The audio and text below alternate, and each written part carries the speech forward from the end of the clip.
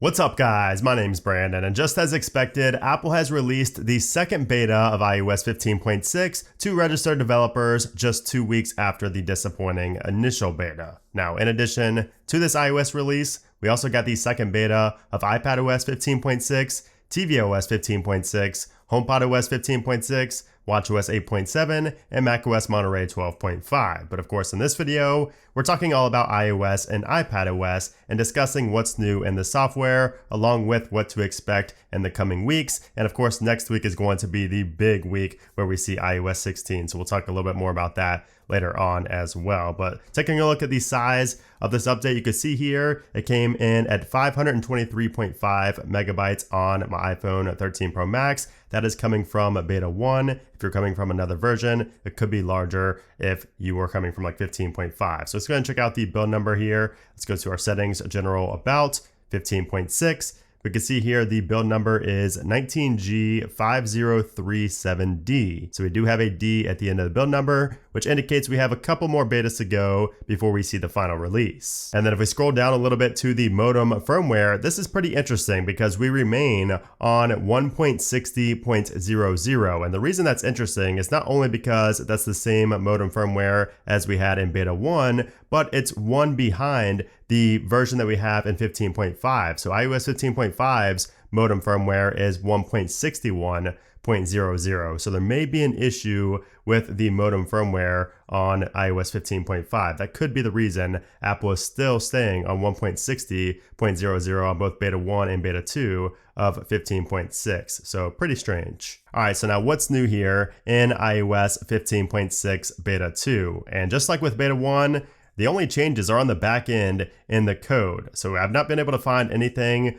forward facing, like nothing we can actually see in the UI or in the settings or anything like that. The only changes we see so far are inside of the code. So thanks to Steve Moser here, we could see a few changes. We have one for the code name for the Pride watch face. It's called LilyPad. We have a mention of Matter in the Home application and also new web permissions for the Shortcuts application. So again, nothing too special, nothing too interesting, but those are a few changes here in this second beta of 15.6, which is turning out to be a pretty boring update. And we also saw some changes in the code in beta 1, and those were related to accessibility features and settings that lined up with the features that Apple wrote about in a press release that came out a couple of days before that first beta of 15.6. So it looks like not all of those accessibility features that we talked about before are going to be exclusive to iOS 16. Looks like some of them will be on iOS 15 as well, starting with 15.6. Now we did also just recently get the Apple Accounts card, so that is now officially inside of the Wallet application. This was included with the code of 15.5, but it was not actually officially out until 15.6 beta 1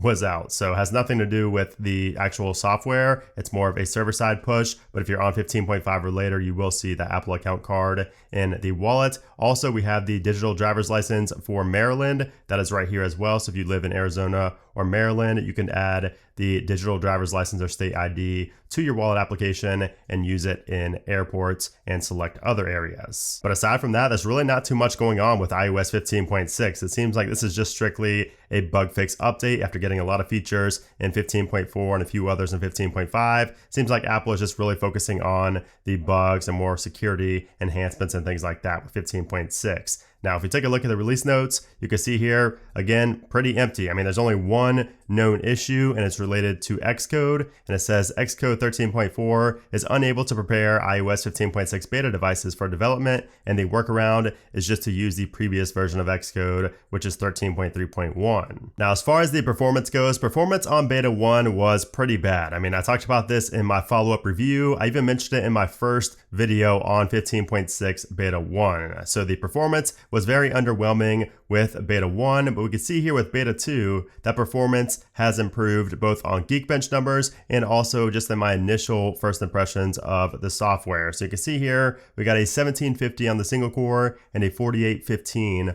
on the multi-core in Geekbench. And you can see compared to beta 1 right there, there is a jump in both the single core and the multi-core scores. So that is good to see here. So if you had any issues with beta 1 in terms of performance, if you had lag issues or any type of bugs, those could be resolved here with beta 2. And speaking of bugs, I haven't really seen too many of you guys mention bugs in 15.6 beta 1. So if you have any bugs in 15.6, let me know in a comment down below. Really the only ones I've been seeing are issues with shortcut automations. And some people have also said that podcasts just randomly freeze. They just randomly pause while playing them, but I've not experienced either one of those. But if you guys have, or if you have any other bugs in 15.6, let me know in a comment down below. Now, as far as the battery life goes, it's too early to tell if battery life has improved any here in beta 2. Beta 1's battery life was nothing special. It was about the same as 15.5, maybe a little bit worse in terms of on-screen time, but I will let you guys know if battery life has improved or gotten worse in my new Apple Weekly episode coming this weekend. All right, so now let's talk about what is next for Apple. So of course, iOS 15.6 beta 3 could come out either next week or the following week, but let's be real, you guys could care less about iOS 15.6 beta 3. All eyes are on next week, where we see iOS 16 beta 1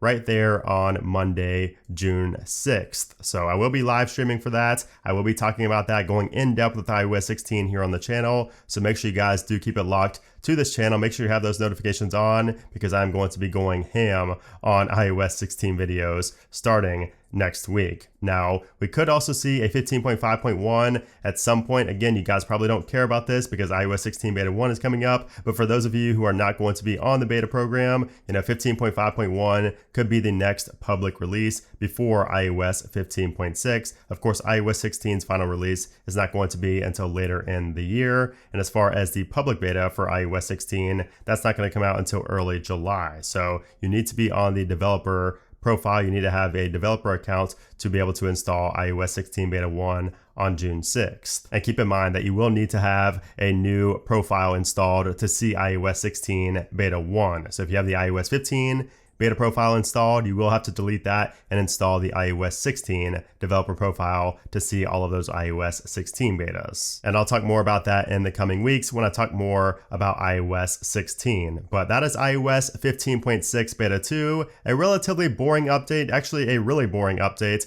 But as you guys know, I like to bring you a video every single time Apple releases software, regardless of how large or how small that update is. So I hope you guys enjoyed this video. And if you find anything else new in 15.6, let me know down in a comment below. Also, let me know in a comment down below if you will be attending the live stream here on the channel next week on June 6th. I will be live streaming that WWDC event. I'll probably go live a few days beforehand as well, just to kind of talk about what to expect and things like that. So stay tuned for that. And also, if you guys enjoyed this video, I would appreciate if you gave it a thumbs up. Also, make sure to subscribe for more iOS 15 and mainly iOS 16 coverage coming in the near future. But anyways, guys, thanks again for watching, and I'll see you soon.